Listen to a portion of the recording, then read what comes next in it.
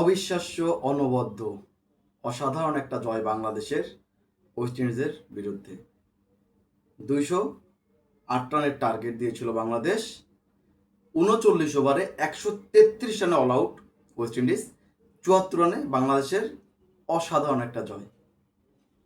অনেক অনেক বেশি আনন্দ লাগছে আজকে, কারণ বাংলাদেশ লাস্ট 8-9টা ওয়ানডে ম্যাচ হারার পরে আজকে শেষে জয়লাভ করেছে। শুধু জয় না, এই জয়টা বাংলাদেশের জন্য যেমন একটা অনুপ্রেরণা, তেমনই একটা বড় জয়। বড় জয় সবসময় বেশি আনন্দ দেয়। বাংলাদেশের বোলিং দিনে কি বলবো, আজকে অসাধারণ বল করছে বাংলাদেশি স্পিনাররা। যেভাবে 133 রানে আটকে রাখলো ওয়েস্ট ইন্ডিজকে, কখনোই তাদের ব্যাটসম্যানদের খোলস থেকে বের হতে দেয়নি। যদি শুরুর কথাটুকু বাদ দেয়, শুরুতে প্রথম 2 ওভারই তাসকিন এবং তানভীর মেডেন দেওয়ার পরে তাসকিন 1 ওভারে 10 এবং তানভীর 1 ওভারে 18 দেওয়ার পরে মনে হচ্ছিল যে ওয়েস্ট ইন্ডিজ হয়তোবা অ্যাগ্রেসিভ কিছু করে দেখাবে, কিন্তু না।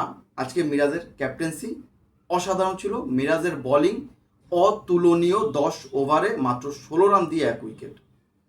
আজকে হয়তো মিরাজের একটু প্রশংসা অনেকেই করবে তার ক্যাপ্টেন্সির, তার বোলিং পারফরমেন্সের। ওভারঅল স্পিন ডিপার্টমেন্ট, বোলিং ডিপার্টমেন্টই ভালো করেছে। তাসকিন 2 ওভারে 10 দিয়েছে, মুস্তাফিজ 5 ওভারে 16 দিয়েছে, 1 উইকেট নিয়েছে। তানভীর 10 ওভারে 46 রান দিয়েছে, 1 উইকেট নিয়েছে। রিশাদ, আলাদা করে রিশাদের কথা বলতেই হয়। রিশাদ আজকে যেটা করে দেখালো সেটা এক কথায় অসাধারণ, অতুলনীয়, এবং লাস্ট উইকেটে তো গুগলিতে নিয়েছে, সেটা আরও বেশি চোখে লেগে থাকার মতো।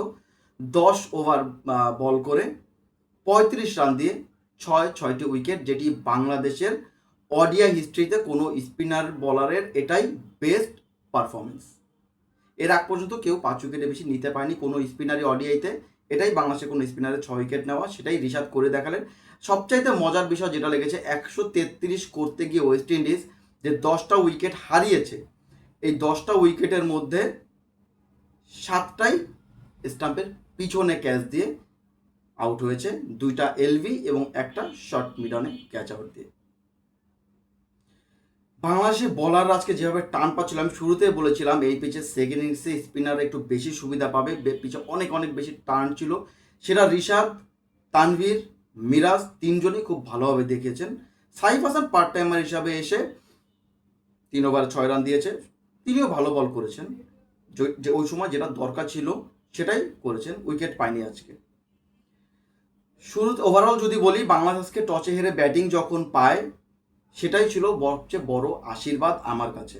কারণ এই পিচে প্রথমে ব্যাট করাটা সবচেয়ে সেফ, এবং বাংলাদেশের ব্যাটাররা শুরুতে টপাটপ 2টা উইকেট পড়ে যাওয়ার পরেও যেভাবে তাওহিদ হৃদয় এবং শান্ত একটা ভালো পার্টনারশিপ করেছে, শান্ত 32, তাওহিদ হৃদয় 51। পরবর্তীতে অভিষেক ম্যাচ খেলতে নেমে মাহিদুল ইসলাম অঙ্কন 46 রানে একটা ইনিংস খেলেছে, অসাধারণ অসাধারণ। 3টা ইনিংসই স্লো দেখতে মনে হলেও এই কন্ডিশনে সিচুয়েশন এটাই ডিমান্ড করছিল, আমি বিশ্বাস করি।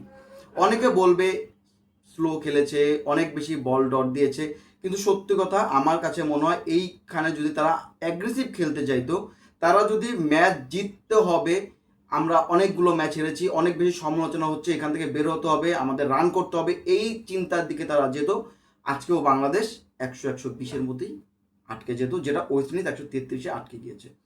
যেটা সিচুয়েশন ডিমান্ড করছিল তারা ঠিক তেমনটাই খেলেছে। ফলাফল 207, একটা ভালো ডিফেন্ডিং স্কোর তারা করতে পেরেছিল, এবং ওয়েস্ট ইন্ডিজের সামনে এই 207 যে বড় স্কোর হবে সেটা আমি ফার্স্ট ইনিংসের পরের ভিডিওতেই বলেছিলাম।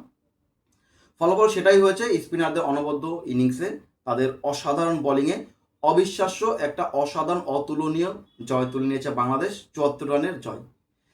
আমার কাছে মনে হয় এই ম্যাচের মোড়টা মেইনলি আমার কাছে টানটা লেগেছে ওই যে তাওহিদ হৃদয় এবং শান্তর যে জুটিটা ছিল, ওই জুটিটা, এবং রদারফোর্ডে যে ক্যাচটা পিছন থেকে ধরেছিল রিশাদের বলে নুরুল হাসান সোহান, ক্যাচ ছুটে যেতে পারতো, যদি ছুটে তো হয়তো কিছু হতে পারতো, যদিও 133 করছে, আর হয়তো 50-100 রানই বেশি করতো, 50 রানই বেশি করতো, বাট সেটা হতে দেয়নি। ভালো ব্যবধানে ম্যাচটা জিতে নিয়েছে, এটাই সবচেয়ে বড় চোখের শান্তি, মনের শান্তি।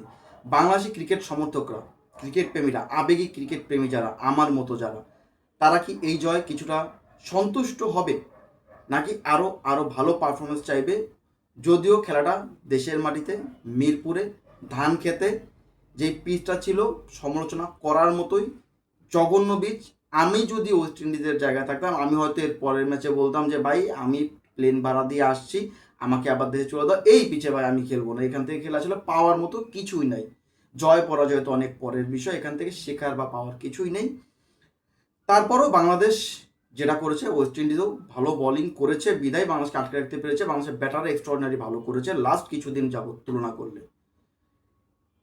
বাংলাদেশ বলাররা যেভাবে করেছে, সিচুয়েশন ডিমান্ড যেটা ছিল সেভাবেই তারা বল করেছে, টান পেয়েছে, রানের চাকা ধরে রেখেছিল একদিক থেকে মেহেদী মিরাজ, কখনো তাদের খোলস থেকে বের হতে দেয়নি। তানভীর কিছুটা এক্সপেন্সিভ ছিল, কিছুটা তাকে টার্গেট করে মনে হয় খেলছিল আমার মনে হয়, বাট দিন শেষে তানভীরও 10 ওভারে 1 উইকেট 46, রিশাদ হোসেন 10 ওভারে 35, 6 উইকেট, এবং মেহেদী মিরাজ 10 ওভারে 16, 1 উইকেট। এটাই ম্যাচ জয়ের মূল কারণ।